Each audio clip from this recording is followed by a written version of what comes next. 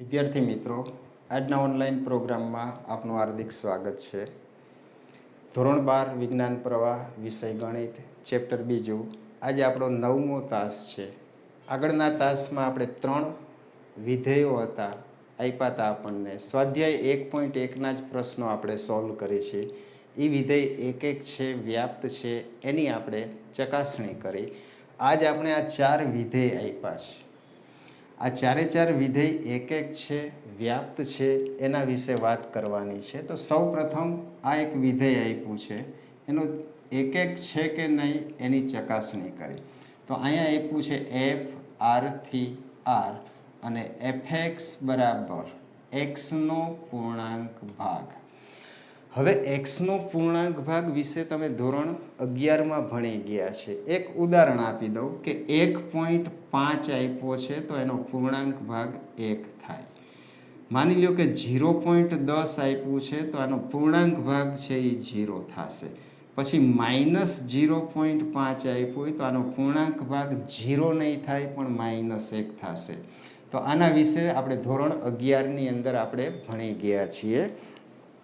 તો આ વિધેય છે એ એક વિધેય છે કે નહીં એના વિશે જોઈએ.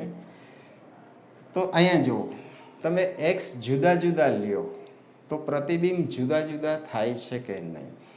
હું આમ લખું કે 1.5, જો 1.5 લઉં તો એનો પૂર્ણાંક ભાગ 1 થાય. ટૂંકમાં 1.5નું અહીંયા 1.5 મૂકવું તો એનું પ્રતિબિંબ 1 થાય.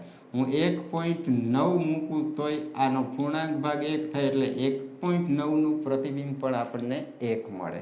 તો અહીંયા આપણે ઉદાહરણ આપશું કે અહીં એફ ઓફ 1.5 બરાબર 1.5નો પૂર્ણાંક ભાગ બરાબર 1 અને એફ ઓફ 1.9 બરાબર 1.9 એનો પૂર્ણાંક ભાગ પણ 1.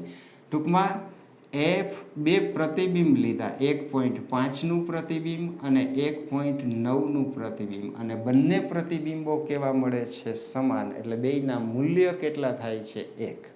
પરંતુ જી x1 અને x2 ઘટક છે એટલે 1.5 નોટ ઇક્વલ ટુ 1.9, તો એ ઘટકો જુદા જુદા આવ્યા. તો એફ એ એક વિધેય નથી. તો આ રીતે આપણે એવા બે જુદા જુદા ઘટકો શોધ્યા કે જેના પ્રતિબિંબ સરખા થાય છે. તેથી એફ છે એ એક વિધેય નથી. તો આ રીતે આપણે એક વિધેય નથી એનું એક ઉદાહરણ આપી દીધું. હવે આ વિધેય છે એ વ્યાપ્ત વિધેય છે કે નહીં. તો વ્યાપ્ત વિધેય ચકાસવા માટે સહપ્રદેશ, જો આ સહપ્રદેશ તરીકે આર આપ્યો છે, તો સહપ્રદેશના દરેક ઘટક ઉપર પ્રતિબિંબ પડે છે કે નહીં એ ચેક કરવું છે. તો અહીંયા જો પ્રતિબિંબ આ પૂર્ણાંક ભાગ છે એટલે આનું મૂલ્ય છે ને એ પૂર્ણાંક જ આવશે. તો એ પૂર્ણાંક ધન પૂર્ણાંક પણ આવી શકે, ઋણ પૂર્ણાંક પણ આવી શકે અને શૂન્ય પૂર્ણાંક પણ આવી શકે. પણ અપૂર્ણાંક કિંમત છે એ પૂર્ણાંક ભાગની ક્યારેય આવતી નથી. તો જે સહપ્રદેશમાં જે અપૂર્ણાંક છે એ ઘટકો ઉપર પ્રદેશના કોઈ ઘટકનું પ્રતિબિંબ પડતું નથી. તો આપણે વિચારી શકીએ કે આ વિધેય છે એ વ્યાપ્ત વિધેય નથી. હવે લખવું કેવી રીતે? તો લખવા માટે આપણે એનો વિસ્તાર શોધશું. આર એફ બરાબર, હવે જો અહીંયા 0નો પૂર્ણાંક ભાગ 0 આવશે, પછી 0 અને 1 વચ્ચેની ગમે એ કિંમત લે એનો પૂર્ણાંક ભાગ 0 થશે. 1 અને 2થી નાની કિંમત લે તો એનો પૂર્ણાંક ભાગ 1. ટૂંકમાં આના વિસ્તારની અંદર 0, 1, 2, પછી આ બાજુ -1, -2 વગેરે. તો આ જે વિસ્તાર છે વિધેય એફનો જે વિસ્તાર છે એ આખા સહપ્રદેશ જેટલો થતો નથી. એટલે R F not equal to R. તો આપણે કહી શકીએ કે એફ એ વ્યાપ્ત વિધેય નથી. તો આ રીતે આપણને જે પ્રશ્નમાં જે વિધેય આપ્યું હતું એ એક છે, વ્યાપ્ત છે, એની ચકાસણી કરી. ચકાસણી કરતાં માલુમ પડ્યું એવી બે જુદા જુદા ઘટક મળ્યા આપણને, શોધી શક્યા કે જેના પ્રતિબિંબ સરખા થાય છે પણ આ ઘટકો છે એ જુદા જુદા થાય છે. તો આ કારણથી એફ છે એ એક વિધેય નથી. પછી વ્યાપ્ત બનાવવા માટે આપણે એનો વિસ્તાર જોયો. જો વિસ્તારની અંદર એક્સનું પ્રતિબિંબ એટલે એક્સનો પૂર્ણાંક ભાગ, તો બધા જ પૂર્ણાંક ભાગ તરીકે જે કિંમત આવે છે વિસ્તારમાં, એ બધા ઋણ પૂર્ણાંક આવે છે, શૂન્ય પૂર્ણાંક આવે છે અને ધન પૂર્ણાંક આવે છે. તો વિધેય એફનો જે વિસ્તાર છે એ આખા સહપ્રદેશ જેટલો થતો નથી. તેથી એફ છે એ વ્યાપ્ત વિધેય નથી. એના પછી બીજું જે આપ્યું છે, બીજું વિધેય, એ ચિહ્ન વિધેય આપ્યું છે.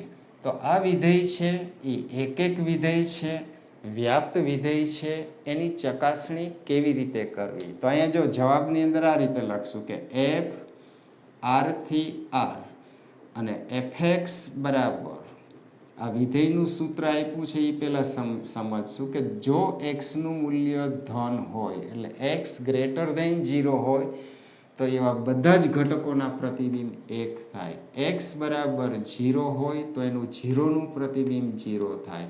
અને એક્સ છે એ ઋણ કિંમત આપી હોય એટલે 0થી નાની કિંમત હોય એક્સની, તો એ બધાય ઋણ પૂર્ણાંકોનું પ્રતિબિંબ -1 થાય. તો આ વિધેય જો શરૂઆતથી જોતા એમ લાગે કે આ વિધેય એક છે જ નહીં. જો આ સીધું આવી ગયું, 5નું પ્રતિબિંબ 1 થાય, 10નું 1 થાય, 15નું 1 થાય. ઘટકો જુદા જુદા છે પણ એના પ્રતિબિંબ કેવા મળે છે? સરખા. તો અહીંયા જ આપણે ઉદાહરણથી આપી દઈએ કે એફ ઓફ 5 બરાબર 1. આનું કારણ શું છે? તો 5 છે એ 0થી મોટા છે એટલે એનું પ્રતિબિંબ અહીંયા આપ્યું એ થાય. પછી એફ ઓફ 10, આનું પ્રતિબિંબ 1 થાય. શું કામ 1 થાય? કારણ કે 10 છે એ ગ્રેટર ધેન 0 છે. તો આપણે અહીં કહી શકીએ કે અહીં એફ ઓફ 5 એટલે 5નું પ્રતિબિંબ બરાબર 10નું પ્રતિબિંબ બરાબર 1 એટલે બે પ્રતિબિંબ સરખા છે, પરંતુ 5 નોટ ઇક્વલ ટુ 10. તેથી એફ એ એક વિધેય નથી. તો આ રીતે આપણે ચિહ્ન વિધેય છે એ એક વિધેય છે એ થતું નથી. હવે વ્યાપ્ત વિધેયની વ્યાત કરી તો વ્યાપ્ત વિધેયમાં વિધેય એફનો વિસ્તાર એટલે બધાય પ્રતિબિંબનો ગણ, તો પ્રતિબિંબ તરીકે અહીંયા 3 જ કિંમત આપી છે. તો વિસ્તારની અંદર આ 3 જ કિંમત આવશે, -1, 0 અને 1. અને આ જે વિસ્તાર છે વિધેયનો એ આખો સહપ્રદેશ એટલે કે વિધેય એફના સહપ્રદેશ જેટલો થતો નથી.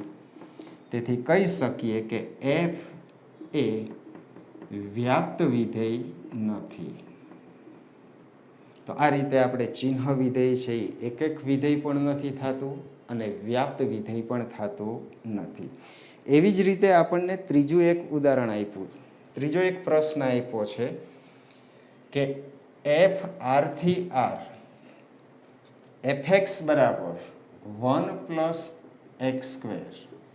આ વિધેય છે એ એક વિધેય છે કે નહીં એની ચકાસણી કરવી છે. તો પહેલાં હવે તમારે અહીંયા જોવાનું, એક્સ જુદા જુદા લ્યો તો આ જુદા જુદા થાય.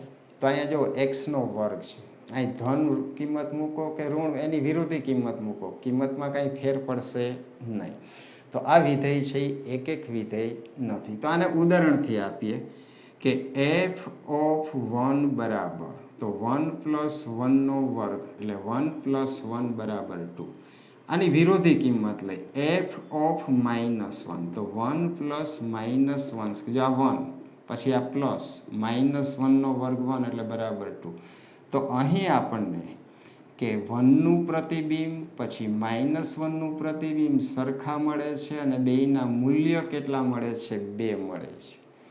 પરંતુ 1 નોટ ઇક્વલ ટુ -1, તેથી કહી શકીએ કે એફ એ એક વિધેય નથી.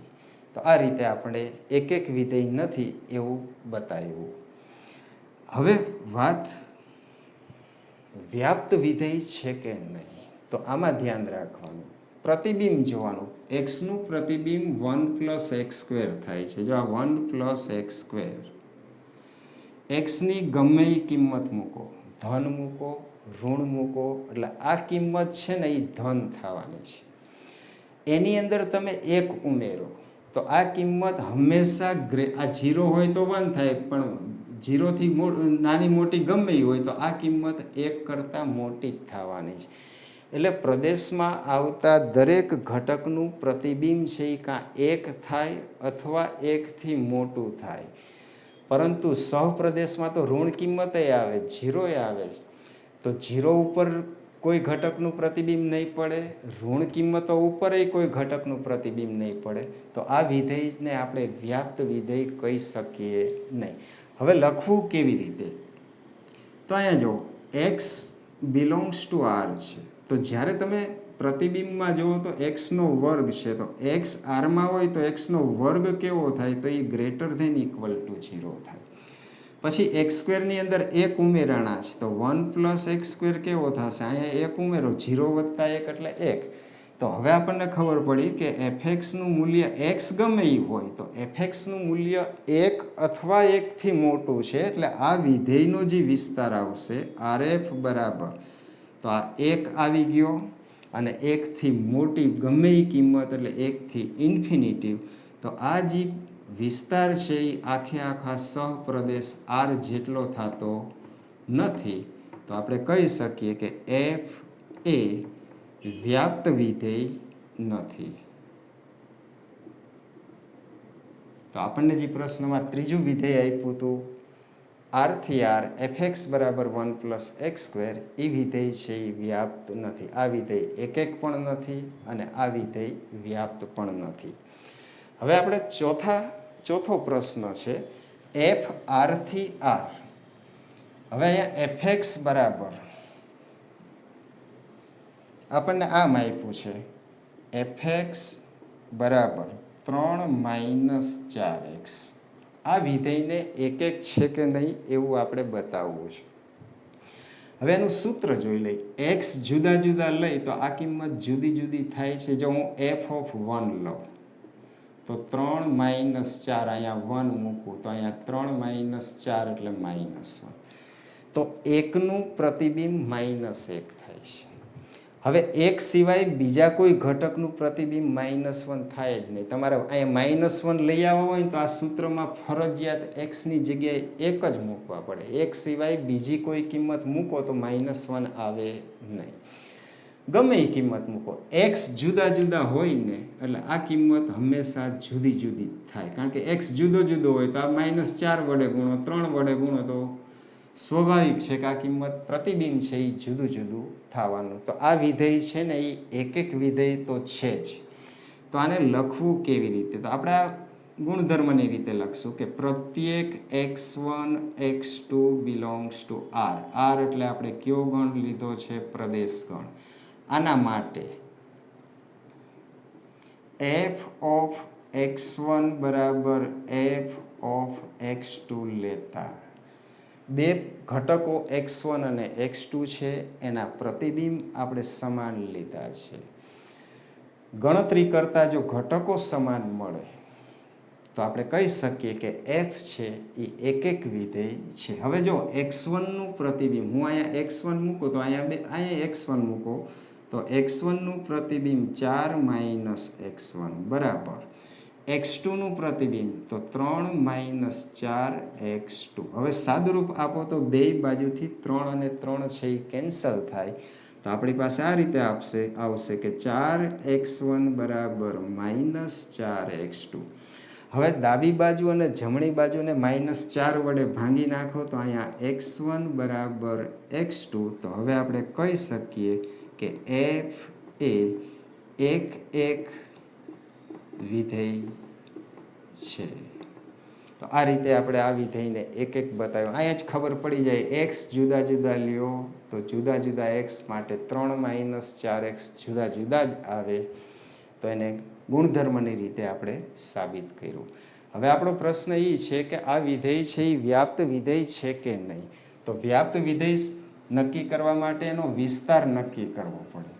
તો વિસ્તાર નક્કી કરવા માટે અહીંયા જો x બિલોંગ્સ ટુ આર છે, x બિલોંગ્સ ટુ આર આવે છે તો x તો એને -4 વડે ગુણું તો -4x A belongs to R થાય. એમાં 3 ઉમેરું તો 3 minus 4x belongs to A R થાય. તો આ કિંમત છે એ ધનય થઈ શકે, ઋણય થઈ શકે અને 0ય થઈ શકે. તો આનું પ્રતિબિંબ છે એ કોઈ પણ વાસ્તવિક સંખ્યા થઈ શકે. એટલે અહીંયા લખી શકીએ કે fx બિલોંગ્સ ટુ આર.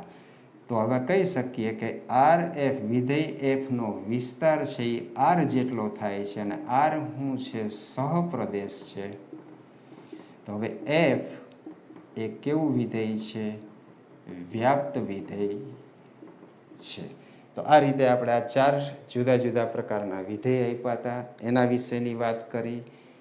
એક એક છે કેવી રીતે સાબિત કરવું, પહેલાં સૂત્ર જોઈ લેવાનું. એક્સ જુદા જુદા લ્યો તો એના પ્રતિબિંબ જુદા જુદા આવે છે કે નહીં, એવા 1 2 3 કિંમતો મૂકીને જ ચકાસણી કે 2 3 કિંમતો જોઈને જોવાનું કે અહીં એક્સ જુદા જુદા લ્યો તો આ સૂત્રમાં એફએક્સના મૂલ્ય છે એ જુદા જુદા આવે છે કે નહીં. વ્યાપ્ત છે એવું સાબિત કરવા માટે એના વિસ્તાર વિશે સમજવાનું, વિસ્તાર મેળવવાનો.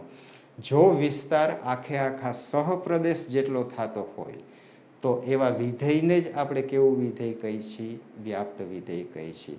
તો આજનો પીરિયડ આપણો પૂરો થાય છે. ફરી ક્યારેક મળશું.